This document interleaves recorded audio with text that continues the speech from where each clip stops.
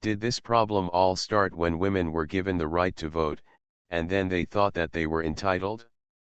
Should women be kept barefoot and pregnant, and washing clothes on a scrub board? Lawmakers know that women are not competent enough to make decisions for themselves, so the lawmakers obviously have to step in and make decisions for them. Now, if you believe any part of that horse manure, you are living in the Dark Ages, and you could qualify to be one of those who struck down Roe. Women are just as much human beings as men are, if not more. Women are just as competent as men. Women are certainly capable of making their own decisions.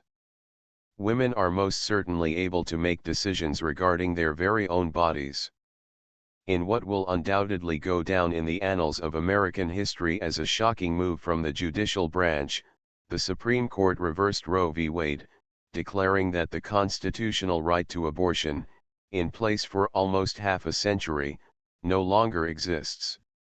Justice Samuel Alito, writing for the court majority, said that the 1973 Roe ruling, and repeated subsequent high court decisions reaffirming Roe, must be overruled because they were egregiously wrong, the arguments exceptionally weak, and so damaging that they amounted to an abuse of judicial authority. This channel, Our Daily Grind, views a government dictating to women what they can and cannot do with their bodies in a situation such as this, a gross abuse of judicial authority in and of itself. The verdict to end the right to abortion in the United States is a decision that will be felt around the world.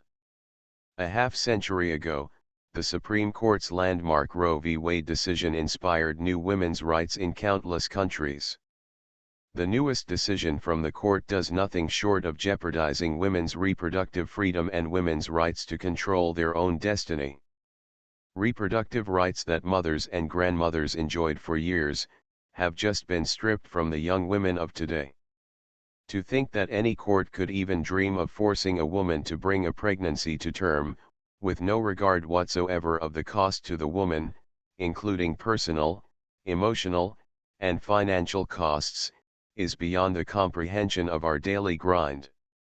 Furthermore, in the opinion of this channel, Our Daily Grind, any so-called civilized society that sets the stage for a 10-year-old girl that was raped to have to endure traveling to another state to have an abortion, is nothing short of barbaric. The Supreme Court's decision causes abortion rights to be rolled back in nearly half of the states immediately, while more restrictions are likely to follow. It is safe to assume that abortion will not be available in large areas of the country. Writing for the majority, Justice Alito said forthrightly that abortion is a matter to be decided by states, and the voters in the states. We hold, he wrote, that the Constitution does not confer a right to abortion. As to what standard the courts should apply in the event that a state regulation is challenged, Alito said any state regulation of abortion is presumptively valid, and must be sustained if there is a rational basis on which the legislature could have thought it was serving legitimate state interests, including respect for and preservation of prenatal life at all stages of development. In addition, he noted, states are entitled to regulate abortion to eliminate gruesome and barbaric medical procedures, to preserve the integrity of the medical profession, and to prevent discrimination on the basis of race, sex, or disability, including barring abortion in cases of fetal abnormality. States will undoubtedly see the translation of the Supreme Court's decision as allowing them to each ban abortions for any reason they deem necessary, thereby causing more confusion from state to state, not to mention the increased court cases that will be generated by such state actions. There are several states, namely Wisconsin, North Carolina, and Mississippi, that have on their books, decades-old abortion bans. Now that Roe is out of the way, these states could easily roll back to a pre-Roe type of environment, with officials possibly enforcing old laws, or asking their respective courts to reinstate those laws. Furthermore, some state anti-abortion legislators pushed through newer laws, called trigger bans, in anticipation of the Supreme Court's action. States in the South, West, and Midwest have such laws in place, but they fall into different categories. According to a new analysis by the Guttmacher Institute, South Dakota, Kentucky, and Louisiana surprisingly have positioned themselves to have laws in place that were designed specifically by lawmakers to take effect immediately upon the fall of the Roe precedent.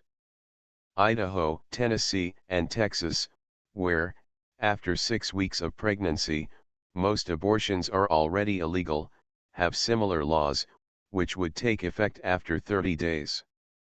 Guttmacher says 7 other trigger ban states have laws that would require state officials, such as governors or attorneys general, to take action to implement them. It's not a great leap to think that Republican-controlled states will be working at breakneck speed to take action to do so, fueling even more legal battles as lines are drawn in the sand. Furthermore, battles in state courts are also likely, as states each try to come to grips with what the outcome should be. Some state constitutions may offer protections for abortion rights notwithstanding the U.S. Supreme Court's interpretation of the U.S. Constitution. In Florida, for example, the American Civil Liberties Union and other reproductive rights groups are challenging a 15-week abortion ban modeled on Mississippi's law, on the grounds that it violates privacy rights protections guaranteed in Florida's state constitution. In recent years, gestational bans prohibiting abortion at various stages of pregnancy have been passed by many states. Courts have blocked many of those laws in response to legal challenges, including laws in Georgia, Ohio, and Idaho that ban abortions after 6 weeks of pregnancy.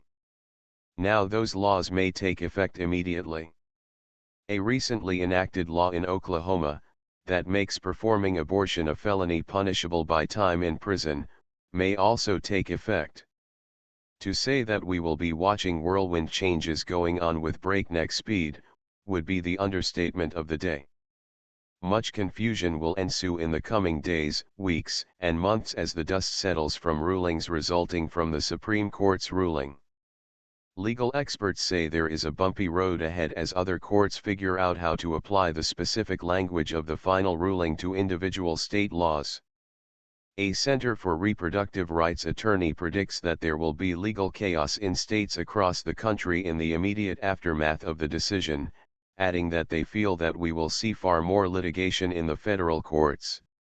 Complicating matter even further is the fact that some states, such as Texas and Oklahoma, have multiple abortion restrictions on the books, raising potential questions about which ones would be valid. Each of those laws include different provisions and carry different penalties, which would certainly add to the potential for confusion and do nothing short of adding to litigation in state and federal courts. Beyond a shadow of a doubt, abortion bans in restrictive states will likely bleed over to states that protect abortion rights. Also as likely to take place are overzealous lawmakers trying to prohibit people in states other than their own, from providing abortions to residents of their very own state. A perfect example of this is an omnibus abortion law passed by a Republican supermajority in Kentucky earlier this year, which includes a host of new requirements for dispensing medication abortion pills, and a provision for extraditing people from other states who illegally provide abortion pills to Kentuckians. It's unclear how enforceable those types of laws would be, but nonetheless, here you have lawmakers dictating to the very own citizens who put them in power, what they can, and cannot do with their own bodies, even regarding traveling to states that would not restrict such medical care. Meanwhile, some states are trying to expand access to abortion in preparation for more patients traveling from restrictive states for procedures. Connecticut lawmakers passed legislation this year designed to protect abortion providers from out-of-state lawsuits. To think that there will not be court action after court action regarding all of this, is not even imaginable. All of those different disputes will have to be worked out in the courts, including, potentially, in the U.S. Supreme Court. Leah Littman, University of Michigan law professor, notes that the anti-abortion movement will not be satisfied with this win. She goes on to mention that the next time the Republicans win control of the Senate, White House, and the House of Representatives, a national abortion ban is going to be on the table. Even as abortions have now become far more restricted overall, the Guttmacher Institute reports that the long-term decline in abortions has reversed. In 2020, there were 930,160 abortions in the U.S., an increase of 8% more abortions than in 2017. The institute also said that at the same time, fewer people were getting pregnant, and among those who did, a larger proportion chose to have an abortion.